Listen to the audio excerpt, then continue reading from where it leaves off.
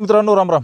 या ठिकाणी पाठीमागे जर बघत असाल तर मोठ्या प्रमाणावरती फुलगोबीचे रोपं या ठिकाणी आपल्याला दिसतील. आणि असं नाही की एकाच कंपनीचे वाण आहेत, या ठिकाणी भरपूर असे वाण लावलेले आहेत. त्याच्यामुळे आपल्याला जी काही तुलना आहे ती तुलना सुद्धा या ठिकाणी आपल्याला करायला भेटेल.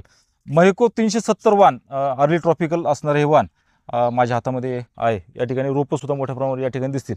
त्याचे गुण वैशिष्ट्य आपण या व्हिडिओमध्ये जाणून घेणार आहोत. त्याच्यामध्ये नर्सरी मालक म्हणून ते रोपामध्ये जे काही गुण वैशिष्ट्य त्यांना पाहिजे ते यामध्ये आहेत का हे त्यांच्याकडून आपण जाणून घेऊ.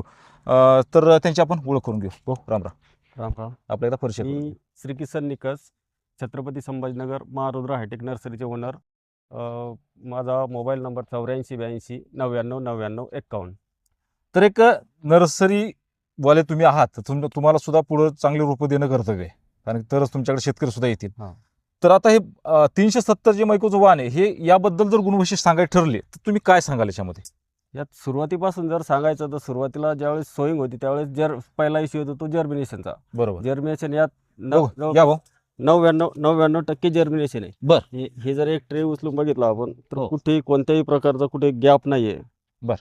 म्हणजे बाकीच्या एकही खांडणी त्यात पडलेली नाहीये. नाही. बर बर. बाकीच्या व्हेरायटीच्या तुलनेत हो. जे कलर ग्रोथ आणि रोपाची हे बरे कुठल्याही म्हणजे जे मध्ये वातावरणाचा प्रॉब्लेम आला होता त्या वातावरणात कोणत्याही प्रकारचा ह्या जी व्हेरायटी 370 याच्यावर वातावरणाचा कोणत्याही प्रकारचा दुष्परिणाम नाही आहे. बाकी व्हेरायटीच्या जवळपास 10-20% फरक दिसतो.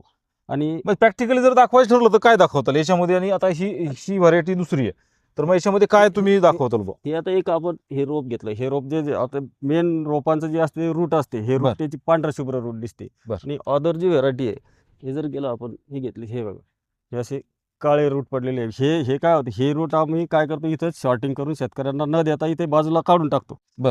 जे स्ट्रॉंग रूट असते ते हो. तर शेतकऱ्यापर्यंत आम्ही ते रोप पोस्ट करतो. म्हणजे पांढरी मुळी सशक्त असणारे रोपं आपल्याला पाहिजे, हां, जे की तुम्हाला यामधून मिळतात. याच्यात तर कुठलाही प्रॉब्लेम नाही. 370 मध्ये अदर व्हेरायटीत 20% प्रॉब्लेम आहे. बरं, ही जी व्हरायटी आता ही व्हरायटी तुम्ही या मागच्या वर्षी सुद्धा दिलीच असेल. मागच्या वर्षी तर या व्हरायटीचे जे शेतकऱ्याकडून जे फीडबॅक येतात नंतर, तर ते कसे आले तुम्हाला? आता मागच्या वर्षी आपण जास्त नाही ते एक 15,000 पर्यंत दिले होते. बरं. 15,000 शेतकऱ्यांनी माउथ पब्लिसिटी करून यावर्षी जवळपास 4 लाखापर्यंत आपल्याला बुकिंग आलेली आहे याची. म्हणजे शेतकऱ्यांची शेतकऱ्यांची, पब्लिसिटी करून त्याला वाढवलं बा. वाढवलं, शेतकऱ्यांनीच वाढवलं.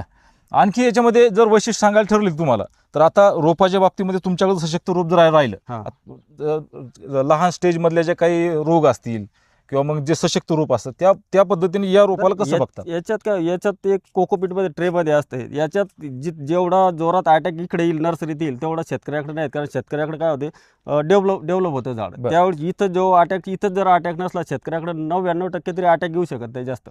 बरं. जो काय येतो तो इथं जास्त प्रमाणात जो लगेच वातावरणाचा बदल इथं नर्सरीत दिसतो तो इथं ह्या व्हेरायटीवर कुठल्याही प्रकारे नाही आहे. आणि यामध्ये बाकीच्या व्हेरायटीच्या तुलनेत बाकीच्या व्हेरायटीज एकतर सीड मिनिमम सीड क्वांटिटी, तसं यात ग्रॅममध्ये 10 ग्रॅममध्ये मिनिमम 3839 सीड या 370 वाणाच्या पाकिटामध्ये येतं. म्हणजे तुम्हाला सीड काउंट याच्यामधून जास्त मिळतं. सीड काउंट जास्त मिळतो. तर हे सुद्धा फायदा त्यातून शेतकऱ्यांना होतो. बरं, सशक्त रोप तुमच्याकडे जर असेल ते शेतकऱ्याला गेलं सशक्त रोप तर त्यातून उत्पन्नही चांगलं वाटतं. उत्पन्नही चांगलं वाढतो आणि ग्रोथ चांगला होतो शेतकऱ्याकडे. तर जसं की खर्च आता हा सशक्त रोप गेलं तर शेतकऱ्याचा खर्च तेवढा कमी होणार आहे. जर हे रोप दिलं त्याला डेव्हलप करायलाच 15 दिवस जाणार आहे, हे लावल्याच्या नंतर लगेच सुरू होऊन जाणार आहे. बरोबर. तर हे सुद्धा आपण लक्षात घेतलं पाहिजे. आपण जसं ऐकतो आणि म्हणतो सुद्धा, शुद्ध बीजापोटी फळ रसाळ गोमटी. जर तुमच्याकडे अगोदर तुमचे रोपं जर सशक्त असतील तर शेतकऱ्यांना त्याचं जे कष्टाचं फळ म्हणू आपण किंवा केलेल्या खर्चावर जे काही त्याला उत्पन्न मिळतं तेही त्यावर आधारित ठरलेलं असतं. आणि मागच्या वर्षीच्या ज्या शेतकऱ्यांनी नेलं त्याच्या माउथ पब्लिसिटीने त्यांना मागणीसुद्धा त्याची भरपूर काही मोठ्या प्रमाणावर आलेली आहे. तर भाऊंनी आपल्याला चांगली माहिती उपलब्ध करून दिली त्याबद्दल त्यांचे आभार आणि धन्यवाद. राम राम. राम राम.